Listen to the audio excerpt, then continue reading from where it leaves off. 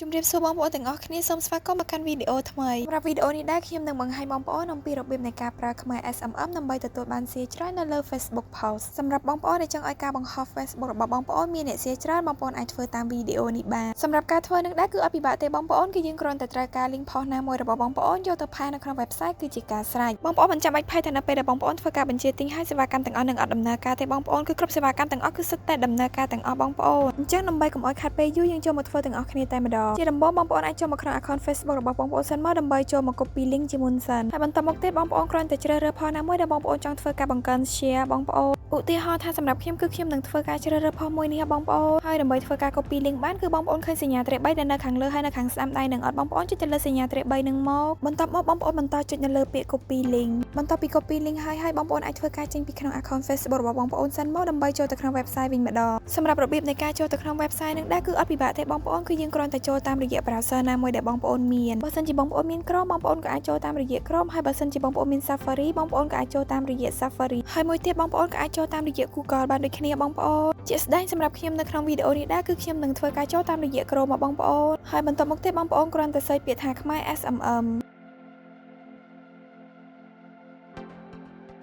អូខេបងប្អូនចុចពាក្យ code ដែលនៅខាងក្រោមនេះមកហើយនៅខាងលើនេះដែរគឺជា link ចូលទៅក្នុង website របស់យើងបងប្អូនអញ្ចឹងបងប្អូនធ្វើការចុចទៅតាម link នឹងមកដើម្បីចូលទៅក្នុង website របស់យើងផ្ទាល់តែម្ដងសម្រាប់ website របស់យើងគឺមានទម្រង់បែបនេះបងប្អូនសម្រាប់បងប្អូនដែលបានធ្វើការចុចឈ្មោះចូលទៅក្នុង website ហើយនៅពេលដែលបងប្អូនចុចទៅតាម link មុននឹងចេញជាផ្ទាំង website បែបនេះមកឲ្យបងប្អូនប៉ុន្តែសម្រាប់បងប្អូនដែលអត់ទាន់បានចុចឈ្មោះចូលទៅក្នុង website ទេបងប្អូនក៏អាចធ្វើការចុចឈ្មោះចូលទៅក្នុង website ដើម្បីអាចប្រើប្រាស់សេវាកម្មដែលមាននៅខាងក្នុង website នេះបានណាបងប្អូនហើយសម្រាប់របៀបចុចឈ្មោះនិងរបៀបដាក់លុយចូលទៅក្នុង website ខ្ញុំនឹងដាក់ link ជូនបងប្អូននៅខាងក្រោមវីដេអូនេះបងប្អូនសម្រាប់នៅក្នុង website នេះដែរគឺយើងមានសេវាកម្មជាច្រើនដែលបងប្អូនអាចធ្វើការជ្រើសរើសប្រើប្រាស់បានទៅតាមតម្រូវការរបស់បងប្អូនផ្ទាល់ប៉ុន្តែសម្រាប់វីដេអូនេះដែរខ្ញុំនឹងបង្ហាញបងប្អូនទាក់ទងជាមួយនឹងសេវាកម្ម Facebook របស់បងប្អូនគឺការបង្កើនការ share ទៅលើ Facebook Post របស់បងប្អូនអញ្ចឹងជាដំបូងបងប្អូនអាចធ្វើការចុចនៅលើ logo Facebook នេះសិនមកបន្តមកទៀតបងប្អូនអូសមកក្រោមដើម្បីចុចនៅកន្លែង category នេះសម្រាប់កន្លែងនេះដែរគឺយើងមានសេវាកម្មជាច្រើនដែលទាក់ទងជាមួយនឹង Facebook របស់បងប្អូនគឺយើងមានដូចជា Facebook Page Follower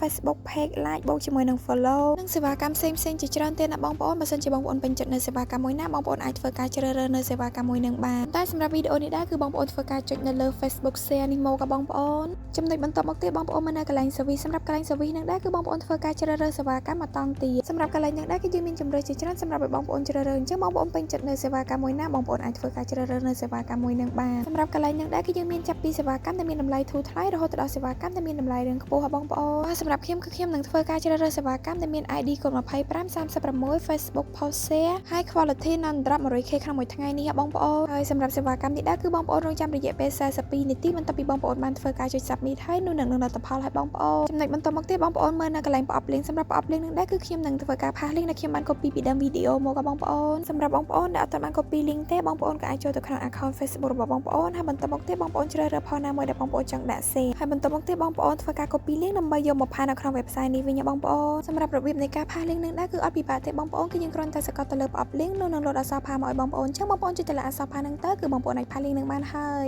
យចំណុចបន្តមកទៀតបងប្អូនមើលនៅកន្លែង quantity សម្រាប់កន្លែងហ្នឹងដែរគឺបងប្អូនធ្វើការដាក់ចំនួន share ដែលបងប្អូនចង់បានសម្រាប់កន្លែងហ្នឹងដែរគឺបងប្អូនអាចដាក់បានចាប់ពី20 share ទៅដល់100លាន share បងប្អូនអញ្ចឹងនៅចន្លោះតួលេខហ្នឹងដែរបងប្អូនចង់ដាក់ប៉ុន្មានក៏បានដែរអាស្រ័យទៅលើតម្រូវការរបស់បងប្អូនផ្ទាល់ប៉ុន្តែបងប្អូនត្រូវចាំថាបងប្អូនអាចដាក់តិចបំផុតគឺត្រឹម20 share បងប្អូនឧទាហរណ៍ថាសម្រាប់ខ្ញុំធ្វើវីដេអូបង្ហាញបងប្អូនអញ្ចឹងខ្ញុំដាក់ច្រើនទេបងប្អូនគឺខ្ញុំដាក់ត្រឹមតែ20 share ទេបងប្អូននៅពេលដែលបងប្អូនដាក់នៅចំនួនដែលបងប្អូនចង់បានអស់ហើយបងប្អូនពិនិត្យមើលនៅកន្លែងឆាំងសម្រាប់កន្លែងឆាំងនោះដែរគឺវានឹងគិតលុយស្រាប់ៗឲ្យបងប្អូនតែម្ដងថានៅពេលដែលបងប្អូនដាក់ចំនួន share ប៉ុណ្ណាតើបងប្អូននឹងត្រូវចំណាយលុយអស់ប៉ុន្មានណាបងប្អូនហើយសម្រាប់កន្លែងឆាំងនោះដែរគឺវានឹងប្រែប្រួលអាស្រ័យទៅលើចំនួន share ដែលបងប្អូនបានដាក់នៅខាងលើឧទាហរណ៍ថាបងប្អូនដាក់ចំនួនលើពី20បងប្អូនដាក់30 40 50ឬក៏100អញ្ចឹងនៅកន្លែងឆាំងនោះដែរគឺវានឹងគិតលុយប្រែប្រួលអាស្រ័យទៅលើចំនួនដែលបងប្អូនបានដាក់នៅខាងលើហ្នឹងណាបងប្អូនបន្ទាប់ពីបងប្អូនបានដាក់នៅចំនួនដែលបងប្អូនចង់បានអស់ហើយបងប្អូនគ្រាន់តែពិនិត្យមើលនៅសេវាកម្មខាងលើដែលបងប្អូនបានជ្រើសរើសហ្នឹងថាត្រឹមត្រូវអស់ហើយឬនៅបងប្អូនពិនិត្យមើលនៅកន្លែង category service link quantity ថាត្រឹមត្រូវអស់ហើយឬនៅបើសិនជាចំណុចទាំងអស់នឹងត្រឹមត្រូវអស់ហើយបងប្អូនអាចធ្វើការចុចនៅលើពាក្យ submit នេះបានបន្ទាប់ពីបងប្អូនបានធ្វើការចុច submit ឬក៏ធ្វើការបញ្ជាទិញហើយនៅloadជាវិក័យប័ត្របែបនេះមកឲ្យបងប្អូនសម្រាប់វិក័យប័ត្រនេះដែរគឺមានន័យថាការបញ្ជាទិញរបស់បងប្អូនគឺត្រូវបានទទួលយកសម្រាប់សេវាកម្មនេះដែរគឺបងប្អូនធ្វើការរងចាំរយៈពេល42នាទីបន្ទាប់ពីបងប្អូនបានធ្វើការចុច submit ហើយនោះនឹងលទ្ធផលឲ្យបងប្អូនប៉ុន្តែបើជាក់ស្ដែងតើគឺអត់ដល់42នាទីអីទេបងប្អូនគឺត្រឹមតែ20នាទីអីគឺនឹងលទ្ធផលឲ្យបងប្អូនប៉ុន្តែនៅក្នុងកំឡុងពេលរងចាំនឹងដែរគឺខ្ញុំអត់តម្រូវបងប្អូននៅក្នុង website នឹងទេគឺបងប្អូនអាចធ្វើការ clear website ចេញបាន បានហើយសម្រាប់វីដេអូអំពីរបៀបនៃការបង្កើន share ទៅលើ Facebook ផងក៏បញ្ចប់ទៅត្រឹមហ្នឹងសម្រាប់បងប្អូនដែលអត់នៅត្រង់ចំណុចណាទេបងប្អូនក៏អាចត្រឡប់ទៅមើលវីដេអូពីដើមមកវិញបានណាបងប្អូនហើយក៏សូមអធិស្ឋានបងប្អូនទាំងអស់គ្នាចំពោះពាក្យសម្ដីលើសលួសឬក៏មិនសមរម្យនៅត្រង់ចំណុចណាឬក៏សម្ដីរំខានណាមួយសូមអរគុណបងប្អូនទាំងអស់គ្នាសម្រាប់ការទស្សនាជួបគ្នានៅវីដេអូក្រោយ